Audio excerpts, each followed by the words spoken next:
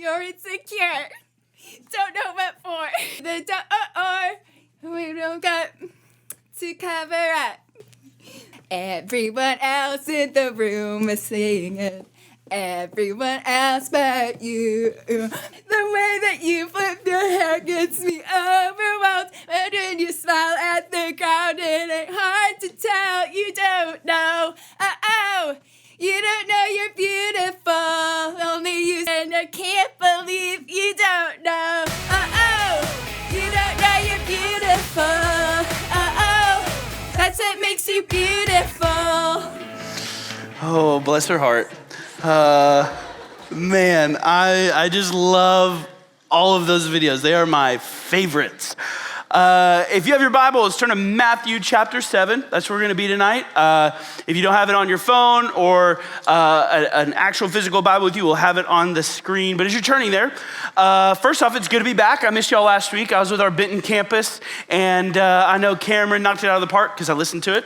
And I'm really having fun with this series that we're going to call Dissonance. And as we're diving into tonight's stuff, I wonder how many of you have ever had a situation, a moment in your life where you feel like that probably wasn't how that was supposed to go. I'm talking about, I kind of said that in junior high, and one kid was like, I don't know that you did that today. And one junior high student came up to me afterwards, he goes, that's a mean joke because I'm homeschooled. So I apologize to any homeschool kids.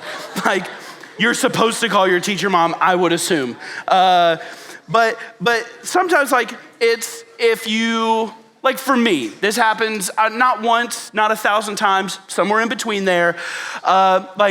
Went to McDonald's, ready to order, and going through my order, I'm like, and just like a couple extra Chick-fil-A sauces in the bag, and that would be great. And for some reason, the cashier looked at me like I was an idiot. Weird. And so, in this one of the situations that this happened, I was like, some extra Chick-fil-A sauces in the bag. I'm like, huh? I was like, if I have to pay for them, that's fine, just whatever. And the guy's like, we don't do that here. As if I was wildly offensive. It's like, dude, you have to know that stuff's better than anything here anyway. But there was one time that this happened. I was at, I don't even know if it's still a Burger King, but the Burger King kind of by Firestone and Home Depot that's part of a gas station, real classy place.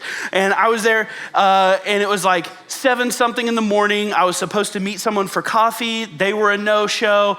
And so I just stopped in to get a croissant twitch. I think that's what they're called.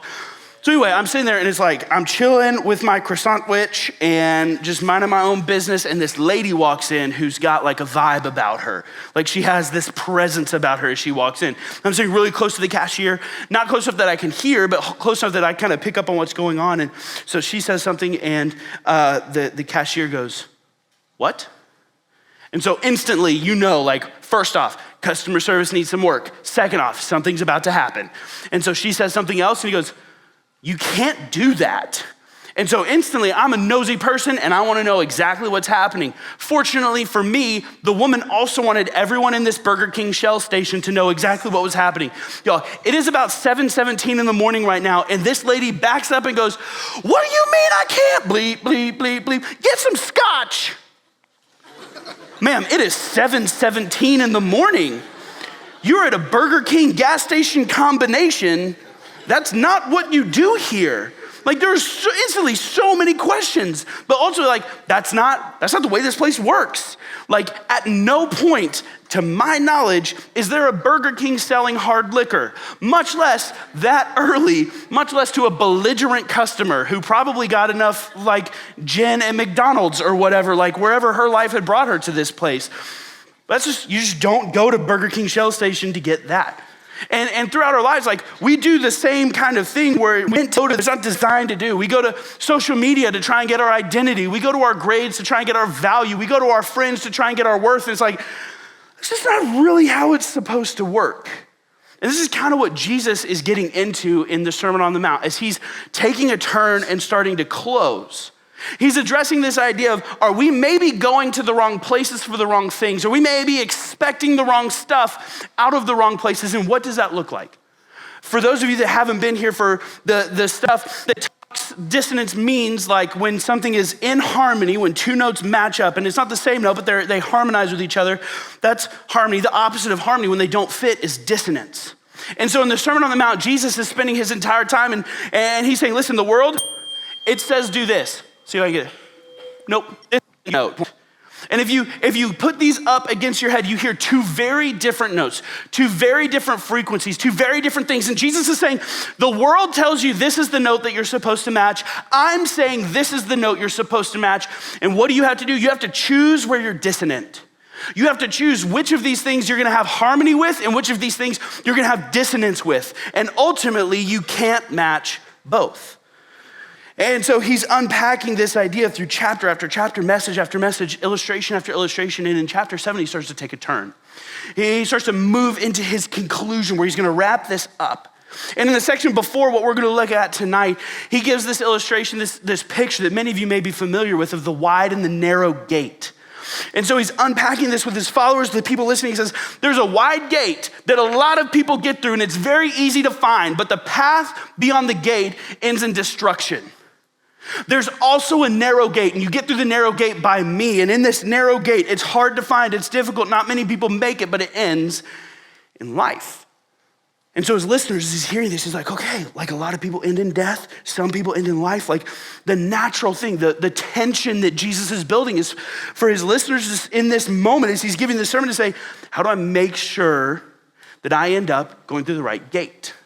How do I make sure that whatever I'm doing is the right thing? And then Jesus takes honestly, kind of a weird turn.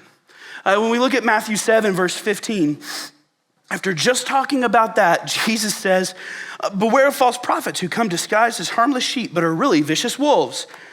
It's like, no, go back, Jesus. Like, you were talking about wide gate, narrow gate, destruction in life. That feels very important. That feels very major. And we'll unpack that in a second. But essentially what Jesus is coming in and he's saying, there's a wide gate. A lot of people go through that. There's a narrow gate. That's the way you want to go. That's the way to life. But there are people living among you who they're in sheep's clothing. They look like they are guiding you in the direction that you're supposed to go.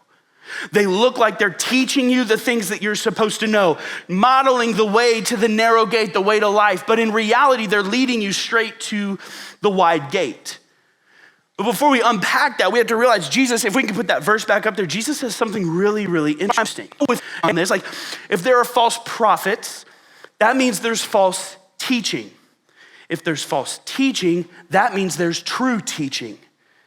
Jesus, through the whole Sermon on the Mount, and again in chapter 7, verse 15, is saying there is an objective truth. If there's anything more countercultural today, not just in student culture, but in culture in general, objective truth has to be one of the biggest ones. That's how you hear people saying, well, man, if Jesus is your religion, that's fine, but I think my religion probably gets me to heaven too. Yeah, I think Jesus was a good teacher. I don't think all of the Bible really applies. Man, you know what? The Bible's not really where it's at, but if that's you, that's fine. That's not sin for me, but it may be sin for you, that's fine. Jesus comes in, he says, no, there's objective truth. Regardless of how you feel, regardless of what you think, regardless of where you're at, there's objective truth. It was interesting when we were in last May, it was me, Jake Briggs, Tyler Kemp, and Cameron Magby, and we were planning all of the sermon series for this year. And we started talking about the Sermon on the Mount and all of this stuff and how this kind of dissonance series theme came out. We're talking about the sermon and how it caused, Jesus is saying, you're here, but really what I'm wanting is this. You've heard it said this, but really what I mean is this.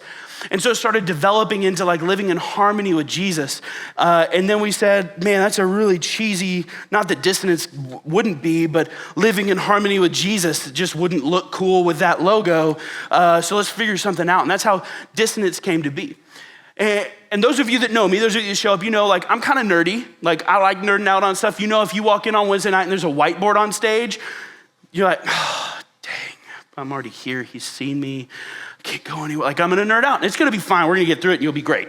But I don't know anything about music. I am musically illiterate. I just don't. I would break everything. But Jake and Tyler and Cameron are music gurus. And they nerd out hardcore on music theory and all of this stuff. And so as we start talking about this, Jake mentioned Like, hey, I've got this piano, and when I tune a piano, when you tune an instrument, you tune it to this thing called A440. Any music nerds out there ever even heard of it? 440, anyone heard of that? Here's the thing, yes, now you have. Thanks, Graham, you got my back. Here's the thing, I'd never heard of it. And Jake, since he's on a cruise and he won't know that I said this about him, it has become my favorite thing when I'm in conversation with Jake, or even with someone and Jake is around and he mentions music stuff, he hates it so much. And so if you're ever around Jake and he starts, I told this in junior high too, he's gonna be so ticked and I'm so excited. If you're ever around Jake and he starts talking about music stuff, be like, oh yeah, A440, right? And he'll just start laughing, and then he'll come into my office and be furious. So it's gonna be great.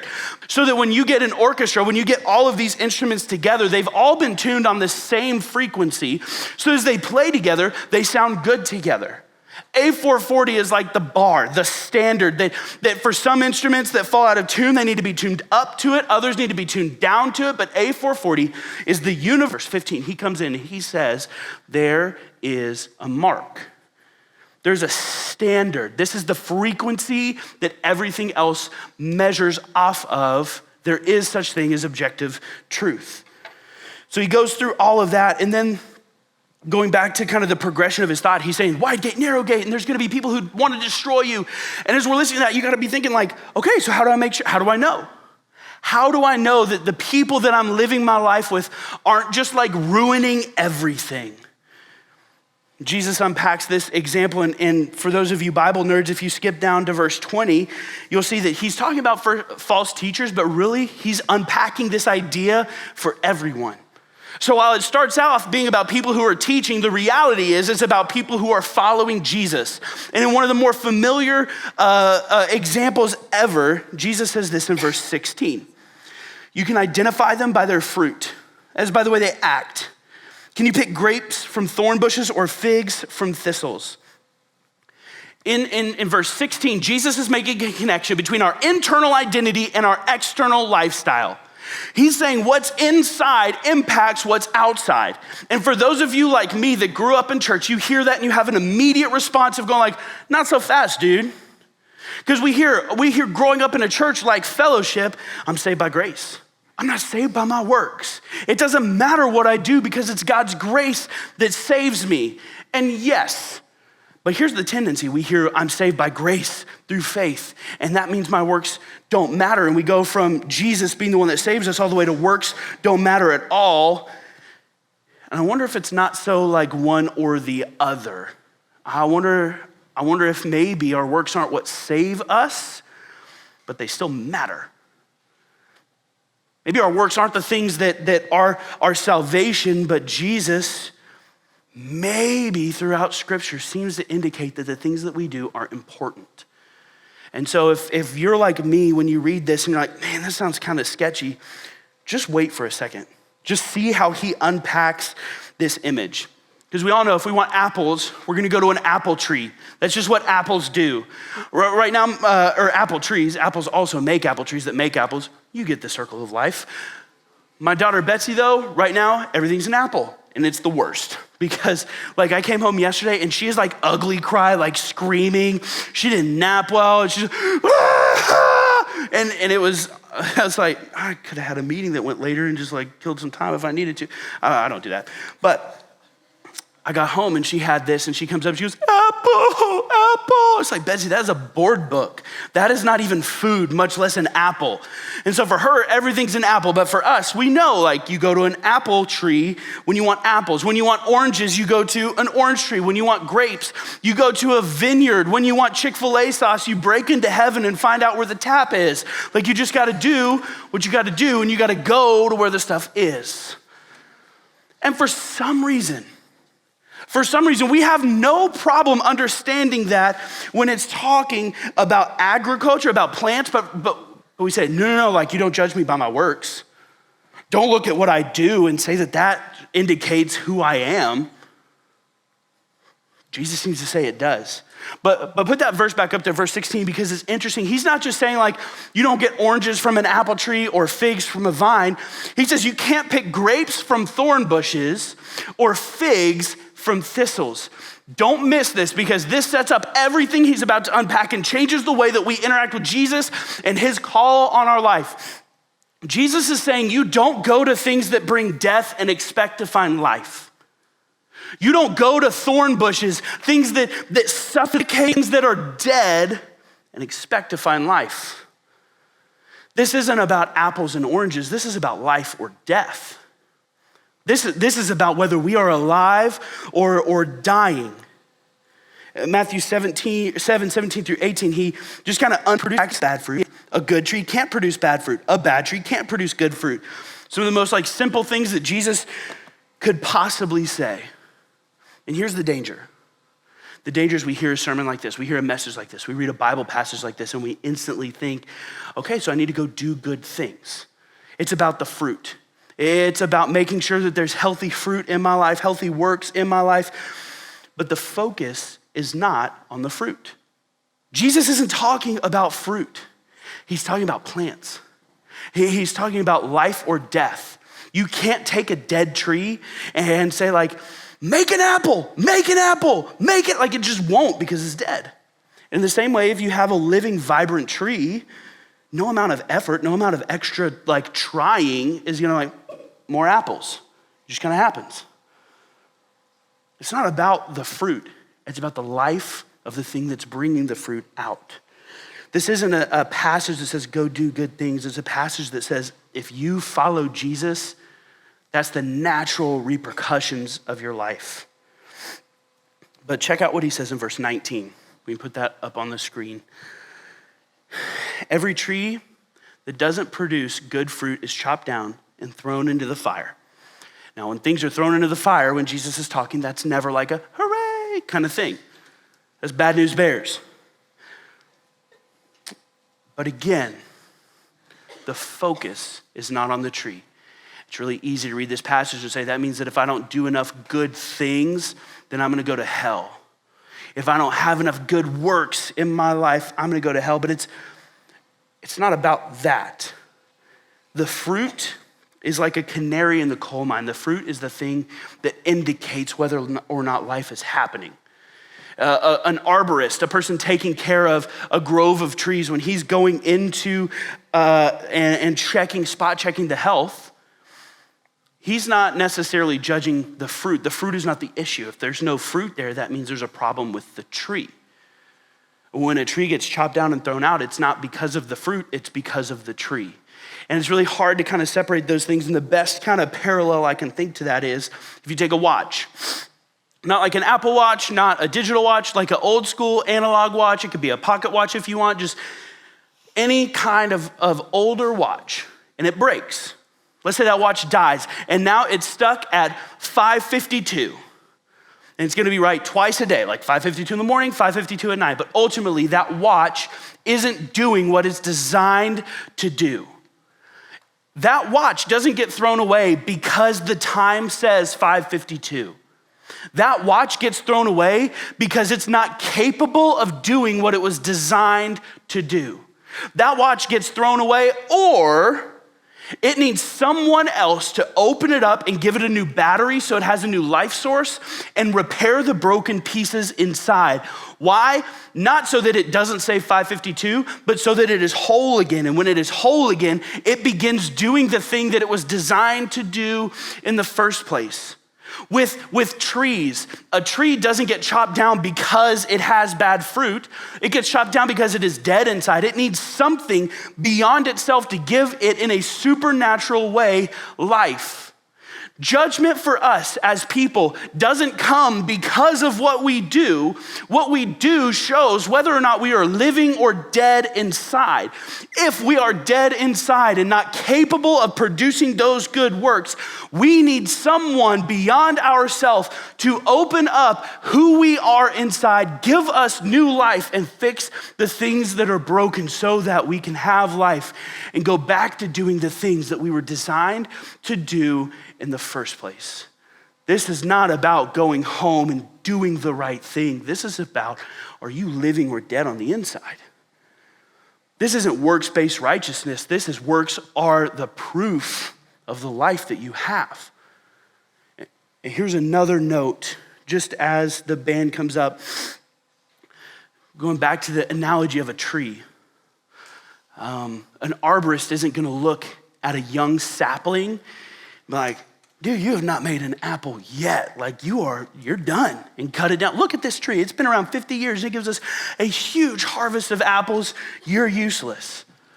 No, there are gonna be seasons when certain trees produce more. There are gonna be seasons when they're growing, when they're trying to improve, when they need more attention, or when they're better on their own. And so I don't want you to feel like, oh, I don't really know if I've got enough good stuff in my life. It's seasons. The question isn't, are you doing enough good stuff? The question I need you to ask yourself tonight and when you go home is, do I have harmony between who I am on the inside and who I claim to be on the outside? Do those things match up? And for some of you, the answer is yes. Like when you look at my life, people would see Jesus. People would see that I'm following him. And I'm not perfect, I don't have it all together, but I really think that like the fruit of the Spirit, the proof of Jesus working in my life is there. And if that's you, that's awesome. Keep going. I think there's probably a lot in here who would say, I've given my life to Jesus. I've given my life to him, but I don't know that people would look and see that there's proof in my life. And this isn't like, okay, so go make sure you have 7 quiet times a day until you get better. This is, what do you need to do to restore life to you? What do you need to do? Not so that you have fruit, but so that you are healthy. There may be others who are like, you know what? I don't even believe in Jesus. And what I hope that you hear, if nothing else, is it takes something beyond yourself. You're never good enough for God. You don't fix enough stuff in your life to finally be like approachable or good enough or justified or holy. It takes that watch being opened up. It takes a new source of life. It takes new wiring, and that only happens through Jesus. This last thing with A440 that I found really, really interesting, Jake said with his piano, he can tune it perfectly. He can get his piano in tune with itself to where when you go from this note to this note, it's the right like frequency jump. But he said, man, my piano is so broken, it is incapable of getting in tune with A440. So Jake could spend a day tuning his piano, and if that piano plays with other instruments that are in tune with A440, it will be wildly dissonant. It would be wildly off. And I think that maybe there's some of us in here who like, we feel like our life matches. We feel like the internal, external part of our life matches. We feel like everything's fine. But then when we look around us, when we look at other people in our life, we're like, something's different. Something about their life is just a little bit different. You can be in tune with yourself and still not in tune with the way that you're designed to live. That takes, for Jake's piano, a master repairman to come in and fix that piano so it can be in tune with where it's supposed to be. The piano can't do that on its own. The watch can't do that on its own. The tree can't do that on its own, and you can't do that on your own. It takes the designer coming in and fixing you. It takes him repairing you and giving you new life. Would y'all stand and pray with me?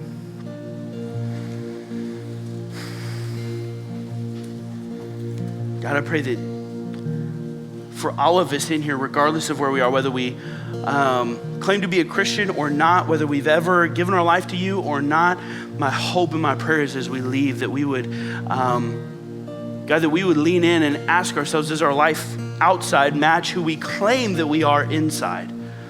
Is there harmony between our outer life and our inner life? And Lord, for the students that would say, yes, my life matches what it means to follow Jesus, God, continue to put people around them to challenge them to that. For those that would say, you know what, like, I've given my life to Jesus, but it doesn't really match. God, would you breathe life into them, that they would seek you, that they would chase after you, and not after stuff, not after works, not after good deeds, but after you.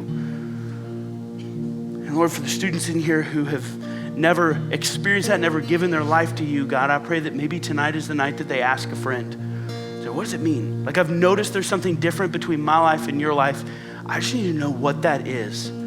God, that tonight could be a night that you change lives. And at the end of the day, Lord, we are thankful that it is not the work that we do that saves us. It's the work that you did to fix us and to heal us and to restore us and to forgive us. We love you, Lord. In your name we pray. Amen.